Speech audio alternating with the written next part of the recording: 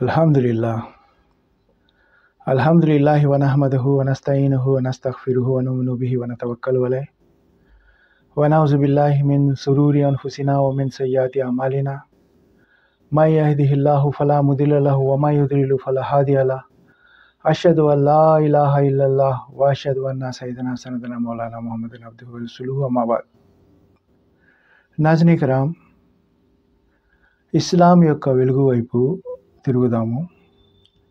అపార్థాలను తొలగించి విశ్వాసాన్ని దృఢపరిచే మార్గం అవలంబిస్తాము. రండి, ఇస్లాంను నిజమైన రీతిలో అర్థం చేసుకోవాలని పిలుపునిద్దాం.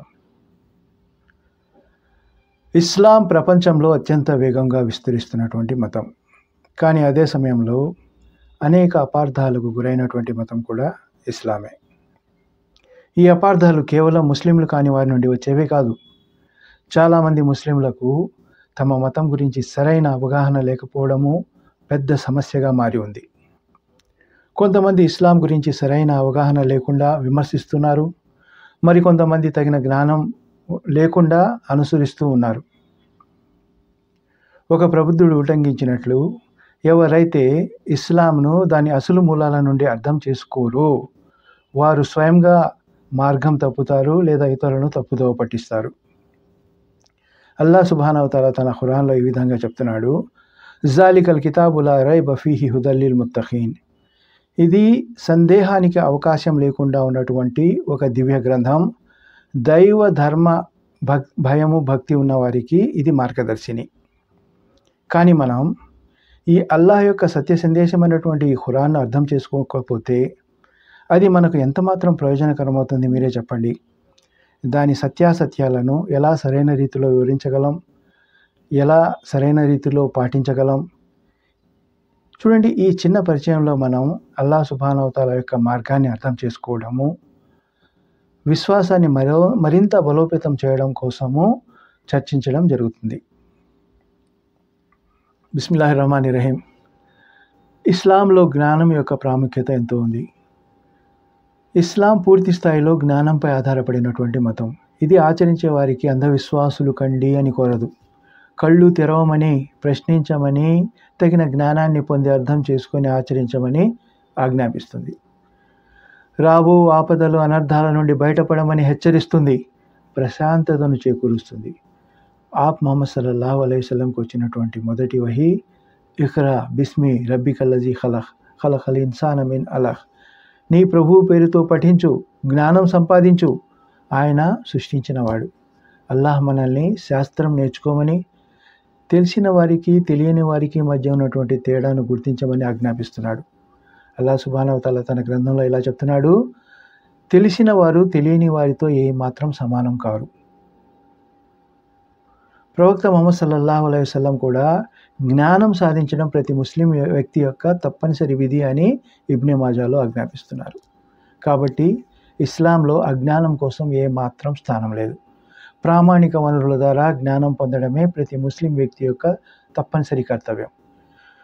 చూడండి, ఖురాన్ కేవలం పఠనార్థం కాక అర్థం చేసుకోవాల్సినటువంటి గ్రంథం. బహుశా చాలామంది ముస్లింలు ఖురాన్ను కేవలం పఠించడం మరియు కంఠస్థం చేసుకోవడంలో ఆసక్తి కనబరుస్తున్నారు. ఖచ్చితంగా పఠనానికి విశేషమైనటువంటి ప్రతిఫలం ఉంది. కానీ ఖురాన్ ఆదేశాల ప్రయోజనం ఏమిటంటే ఆచరించి అల్లాహ్ను మెప్పు పొందడం. దీని కొరకు ఖురాన్ ప్రాతిపదికన జీవించడం ముఖ్యం. ఖురాన్కు విరుద్ధ నడవడిక గల వారికి ప్రతిఫల దినాన్న శిక్ష తప్పదు. ఈ విషయం ప్రతి ముస్లింకు తెలుసు. కాబట్టి విధిగా ప్రతి ముస్లిం ఖురాన్ అర్థం చేసుకోవడం ఎంతో అవసరం. నాజరీన్ కిరామ్, సూరే సాజ్లో అల్లాహ్ సుబ్హానహు వ తఆలా ఇలా అంటున్నాడు, ఇది ఒక దివ్య గ్రంథం. మేము దాన్ని మిమ్మల్ని ఉపదేశించడానికి పంపాము. మీరు దాని శ్లోకాలను పరిశీలించవలసిన అవసరం ఎంతో ఉంది. చూడండి, మన వద్ద ఉన్నటువంటి అతి గొప్ప సంపదను మనం తెరవకపోతే అది వృధానే అవుతుంది కదా. కావున ఖురాన్ చదవక ఇహపర లోకాలను వృధా చేసుకోకండి.